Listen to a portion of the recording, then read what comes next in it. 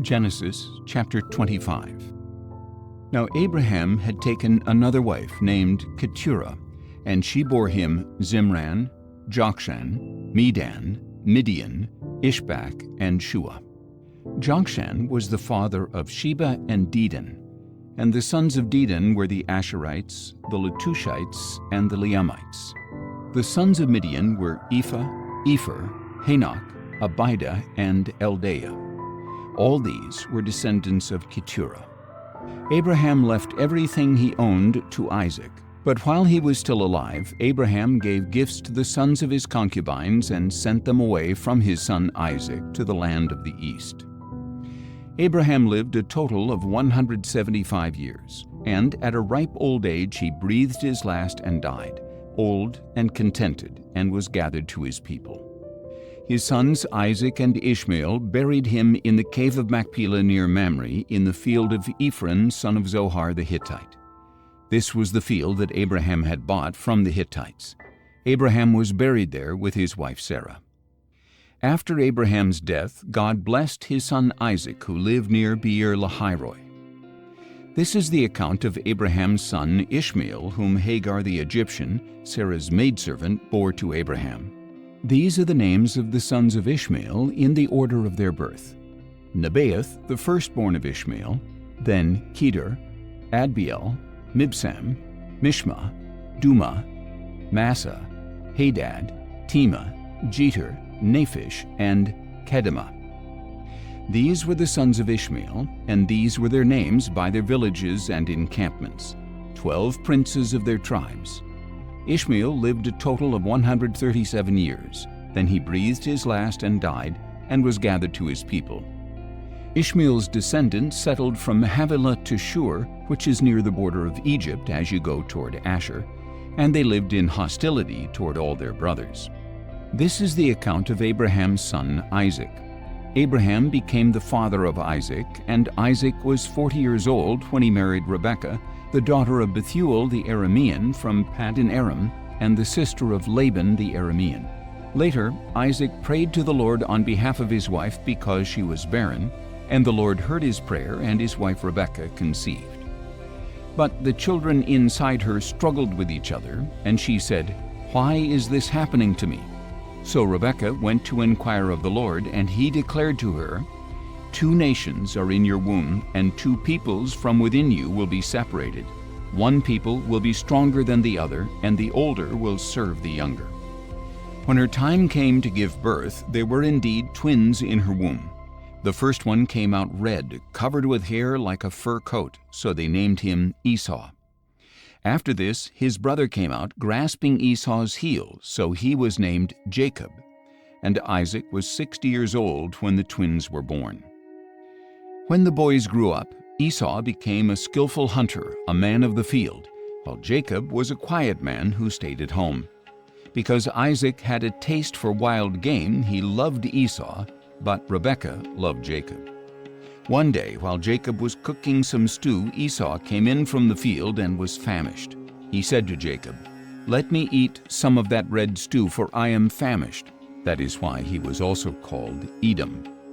"First, sell me your birthright," Jacob replied. "Look," said Esau, "I am about to die, so what good is a birthright to me?" "Swear to me first," Jacob said. So Esau swore to Jacob and sold him the birthright. Then Jacob gave some bread and lentil stew to Esau, who ate and drank and then got up and went away. Thus Esau despised his birthright. Genesis chapter 26. Now there was another famine in the land, subsequent to the one that had occurred in Abraham's time. And Isaac went to Abimelech, king of the Philistines, at Gerar. The Lord appeared to Isaac and said, "Do not go down to Egypt. Settle in the land where I tell you. Stay in this land as a foreigner, and I will be with you and bless you. For I will give all these lands to you and your offspring, and I will confirm the oath that I swore to your father Abraham. I will make your descendants as numerous as the stars in the sky, and I will give them all these lands, and through your offspring all nations of the earth will be blessed, because Abraham listened to my voice and kept my charge, my commandments, my statutes, and my laws." So Isaac settled in Gerar. But when the men of that place asked about his wife, he said, "She is my sister," for he was afraid to say, "She is my wife," since he thought to himself, "The men of this place will kill me on account of Rebekah because she is so beautiful." When Isaac had been there a long time, Abimelech, king of the Philistines, looked down from the window and was surprised to see Isaac caressing his wife Rebekah. Abimelech sent for Isaac and said, "So she is really your wife? How could you say, 'She is my sister'?" Isaac replied, "Because I thought I might die on account of her." "What is this you have done to us?" asked Abimelech. "One of the people could easily have slept with your wife, and you would have brought guilt upon us." So Abimelech warned all the people, saying, "Whoever harms this man or his wife will surely be put to death." Now Isaac sowed seed in the land, and that very year he reaped 100-fold. And the Lord blessed him, and he became richer and richer until he was exceedingly wealthy. He owned so many flocks and herds and servants that the Philistines envied him. So the Philistines took dirt and stopped up all the wells that his father's servants had dug in the days of his father Abraham. Then Abimelech said to Isaac, "Depart from us, for you are much too powerful for us." So Isaac left that place and encamped in the valley of Gerar and settled there. Isaac reopened the wells that had been dug in the days of his father Abraham, which the Philistines had stopped up after Abraham died. And he gave these wells the same names his father had given them. Then Isaac's servants dug in the valley and found a well of fresh water there. But the herdsmen of Gerar quarreled with Isaac's herdsmen and said, "The water is ours." So he named the well Esek, because they contended with him. Then they dug another well and quarreled over that one also, so he named it Sitnah. He moved on from there and dug another well, and they did not quarrel over it. He named it Rehoboth and said, "At last the Lord has made room for us, and we will be fruitful in the land." From there Isaac went up to Beersheba, and that night the Lord appeared to him and said, "I am the God of your father Abraham. Do not be afraid, for I am with you. I will bless you and multiply your descendants for the sake of my servant Abraham." So Isaac built an altar there and called on the name of the Lord, and he pitched his tent there. His servants also dug a well there. Later Abimelech came to Isaac from Gerar with Ahuzzath his advisor and Phicol the commander of his army. "Why have you come to me?" Isaac asked them. "You hated me and sent me away." "We can plainly see that the Lord has been with you," they replied. "We recommend that there should now be an oath between us and you.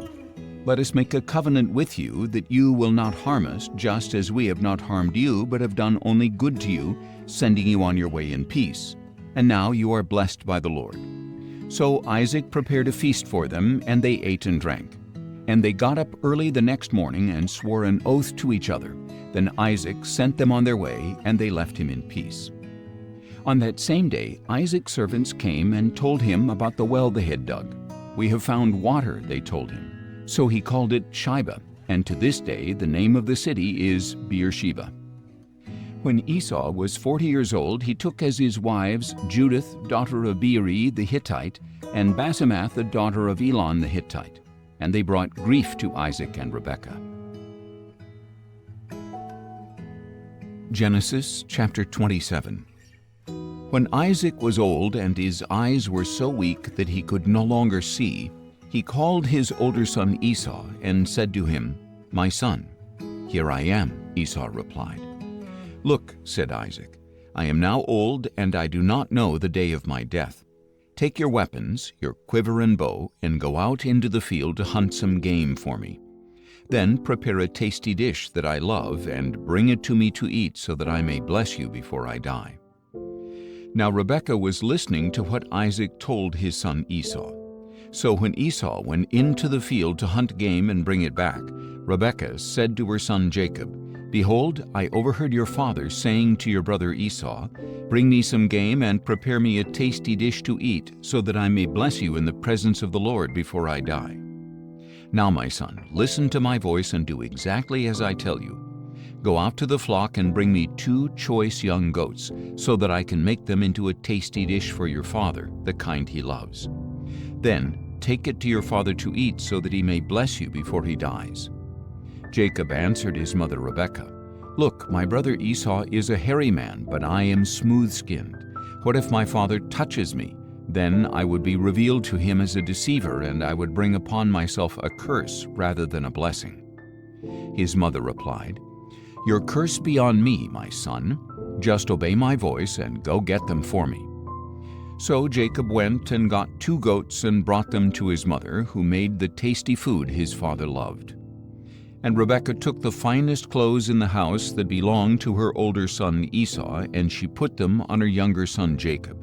She also put the skins of the young goats on his hands and on the smooth part of his neck. Then she handed her son Jacob the tasty food and bread she had made. So Jacob went to his father and said, "My father." "Here I am," he answered. "Which one are you, my son?" Jacob said to his father, "I am Esau, your firstborn. I have done as you told me. Please sit up and eat some of my game so that you may bless me." But Isaac asked his son, "How did you ever find it so quickly, my son?" "Because the Lord your God brought it to me," he replied. Then Isaac said to Jacob, "Please come closer so I can touch you, my son. Are you really my son Esau or not?" So Jacob came close to his father Isaac, who touched him and said, "The voice is the voice of Jacob, but the hands are the hands of Esau." Isaac did not recognize him because his hands were hairy like those of his brother Esau. So he blessed him. Again he asked, "Are you really my son Esau?" And he replied, "I am." "Serve me," said Isaac, "and let me eat some of my son's game so that I may bless you." Jacob brought it to him, and he ate. Then he brought him wine, and he drank. Then his father Isaac said to him, "Please come near and kiss me, my son." So he came near and kissed him. When Isaac smelled his clothing, he blessed him and said, "Ah, the smell of my son is like the smell of a field that the Lord has blessed. May God give to you the dew of heaven and the richness of the earth, an abundance of grain and new wine. May peoples serve you and nations bow down to you. May you be the master of your brothers, and may the sons of your mother bow down to you. May those who curse you be cursed, and those who bless you be blessed." As soon as Isaac had finished blessing him and Jacob had left his father's presence, his brother Esau returned from the hunt. He too made some tasty food, brought it to his father, and said to him, "My father, sit up and eat of your son's game so that you may bless me." But his father Isaac replied, "Who are you?" "I am Esau, your firstborn son," he answered. Isaac began to tremble violently and said, "Who was it then who hunted the game and brought it to me? Before you came in, I ate it all and blessed him, and indeed he will be blessed." When Esau heard his father's words, he let out a loud and bitter cry and said to his father, "Bless me too, O my father." But Isaac replied, "Your brother came deceitfully and took your blessing." So Esau declared, "Is he not rightly named Jacob? For he has cheated me twice. He took my birthright, and now he has taken my blessing." Then he asked, "Haven't you saved a blessing for me?" But Isaac answered Esau, "Look, I have made him your master and given him all his relatives as servants. I have sustained him with grain and new wine. What is left that I can do for you, my son?" Esau said to his father, "Do you have only one blessing, my father? Bless me too, O my father." Then Esau wept aloud. His father Isaac answered him, "Behold, your dwelling place shall be away from the richness of the land, away from the dew of heaven above. You shall live by the sword and serve your brother, but when you rebel, you will tear his yoke from your neck." Esau held a grudge against Jacob because of the blessing his father had given him.